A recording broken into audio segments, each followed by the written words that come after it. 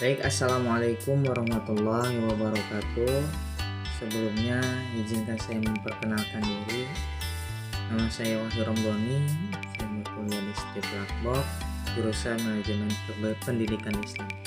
Kebetulan pada kesempatan kali ini saya sedang diberikan tugas oleh para dosen untuk mengerjakan atau menjabarkan periwayat hadis. Dan saya akan masukkan kepada video materi di sini supaya teman-teman sekalian bisa mengetahui penjabaran riwayat hadis itu.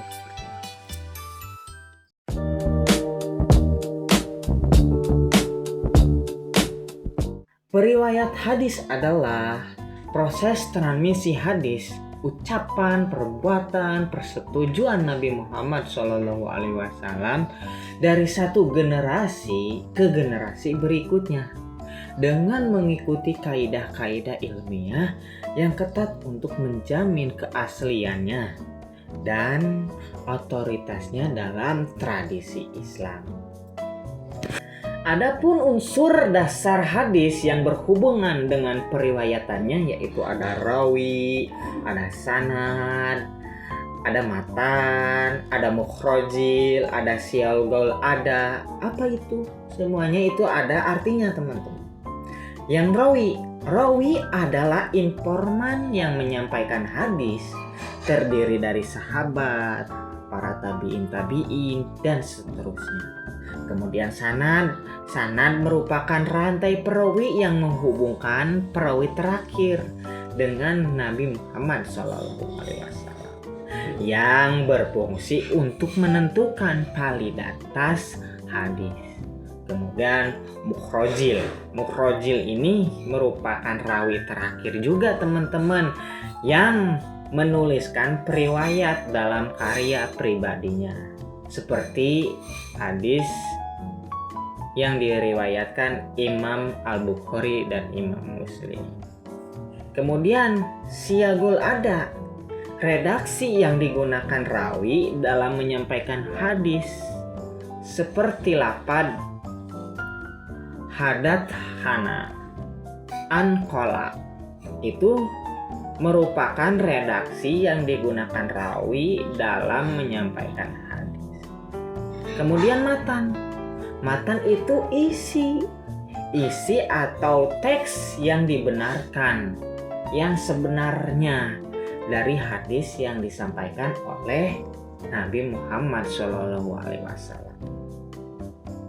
Kemudian ada juga yang dinamakan jenis periwayatan.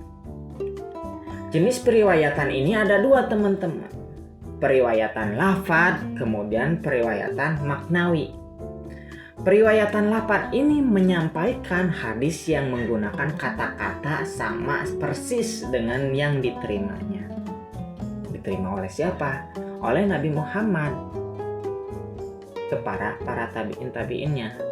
Dari Nabi Muhammad kepada para tabi'innya. Keasliannya itu sama persis kata-katanya dengan yang diucapkan Nabi Muhammad. Kemudian periwayatan maknawi, yang disampaikan yaitu makna hadis yang menggunakan kata-kata tersebut yang berbeda, namun masih menjaga sensi pesannya dengan mayoritas ulama yang membolehkan dengan syarat-syarat tertentu. Jadi disimpulkan di dalam makna kemudian dibuat kata-kata, itu yang dinamakan periwayatan maknawi. Kemudian ada metode periwayatan utama. Ada 8 metode yang menjadi periwayat utama. Yang pertama al-sama, yang kedua al-qiraah, kemudian yang ketiga al-ijazah, kemudian yang keempat al-munawwalah, kemudian yang kelima al-mukatabah, kemudian yang keenam al-i'lam, kemudian yang ketujuh al-wasiyah, kemudian yang kedelapan al-wijdan. Apa itu semuanya? Kita akan dijabarkan di sini. Al-sama merupakan mendengar langsung dari guru yang menyampaikan hadis secara lisan. kemudian hafalan atau bacaan dari kitab yang digunakan oleh seseorang tersebut dalam metode berkualitas tinggi karena mengikuti tradisi lisan pada zaman Nabi. Jadi Al-Sama ini murid-muridnya menghafalkan, mendengarkan secara langsung dari guru, kemudian disampaikan kepada masyarakat. Kemudian Al-Qiraah ini merupakan membaca di hadapan guru. Yang dibaca oleh murid adalah riwayat dari guru, yang kemudian memeriksa kecocokannya yang digunakan sebagai kalimat seperti qiraatu yang tadi. Ala fulan nih. Kemudian yang ketiga, al-ijazah. Nah, al-ijazah ini merupakan guru memberikan izin kepada muridnya untuk menyampaikan hadis yang pernah diajarkan oleh guru tersebut. Ijazah. Misal, saya diberi ijazah oleh guru saya, doa ini mujabair. Doa penarik rezeki misalnya. Diijazahkanlah oleh saya itu. Dan keasliannya ada gitu, efek pada kitanya ada gitu. Tiba-tiba rezeki datang seperti apa gitu. Nah, itu contohnya. Contoh dari al-ijazah. Kemudian yang keempat, al-muamalah, al-munawaloh, yaitu guru yang menyerahkan naskah atau kitab atau hadis kepada muridnya. Nih, guru saya tiba-tiba, nih hafalkan, nih hadis dari para tabi'in, amalkan. Nah, seperti itu. Ada catatan guru yang sudah merangkum hadis-hadis tertentu, kemudian diberikan kepada muridnya yang dinamakan al-munawwal. Kemudian yang kelima, al-mukatabah, yaitu hadis yang disampaikan melalui surat atau tulisan antara guru dan murid yang tidak bertemu langsung. Jadi ini mah hadis yang disampaikan melalui surat, ditulis, tulisan guru ya, kemudian langsung tidak dibertemukan langsung, maksudnya saya di sini, guru saya di sana, guru saya memberikan surat dan surat itu isinya hadis, teman-teman. Itu yang dinamakan al-mukatabah. Kemudian al-i'lam adalah pemberitahuan. Contoh, guru memberitahukan kepada murid tentang sebuah hadis yang diterimanya dari orang lain. Guru itu menjelaskan kepada muridnya yang didapat oleh guru tersebut. Jadi percenahan. Guru juga dapat guru. Guru itu kemudian ke muridnya. Nah, itu seperti al-i'lam, pemberitahuan. Kemudian yang ketujuh, al-wasiyah. Al-wasiyah yaitu merupakan wasiat, teman-teman. Wasiat hadis yang disampaikan melalui wasiat dari seseorang perawi kepada orang lain sebelum waktu. Contoh, para sahabat Nabi Muhammad memberikan wasiat kepada kerabatnya sebelum meninggal. Ini masih contoh ya, seperti itu. Tolong sampaikan kepada umatku atau kepada teman-teman sekalian atau kepada masyarakat bahwa ini yang diucapkan Nabi Muhammad seperti ini. Itu merupakan wasiat. Kemudian al-wildan, penemuan.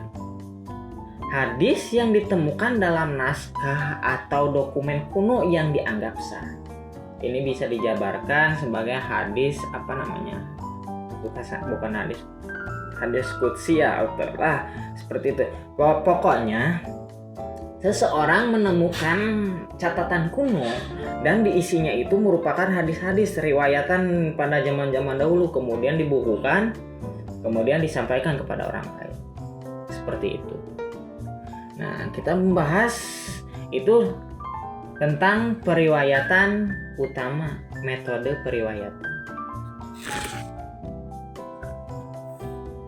Kemudian tahapan periwayatan. Tahapan periwayatan ini ada dua, teman-teman. Yang pertama tahammul, yaitu penerimaan. Kemudian al-hadis, yaitu penyampaian.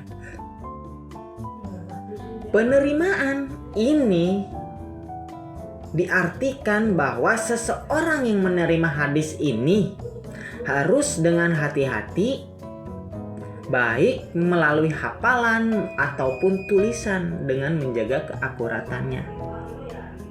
Kemudian al-hadis itu penyampaian. Setelah diterima, disampaikanlah oleh perawi kepada orang lain dengan mengikuti metode dan kaidah yang berlaku pada zaman itu, serta menyebutkan sanad secara jelas. Jadi kesimpulannya teman-teman, model periwayatan hadis ini merupakan sistem terstruktur untuk menyampaikan ajaran Nabi Muhammad SAW, dari mulai bahasa, kemudian tingkah laku, kemudian adab, semuanya yang diajarkan oleh Nabi itu diriwayatkan sebagai hadis. Dan hadis itu ada beberapa metode seperti tadi yang dijelaskan, ada 8 yang merupakan ala-ala mawa itu. Nah, semua itu yang bertujuan untuk kebaikan. Dan yang menjadi permasalahannya, tidak ada pengada-ngadaan dalam teks tersebut. Artinya bahwa yang menyimpulkan itu merupakan asli dengan keaslian yang pasti itu. Tidak ada yang mengadakan satu kata pun dari itu. Baik, terima kasih pada kesempatan kali ini teman-teman telah menyaksikan video saya di sini sampai selesai, dan terima kasih atas waktunya.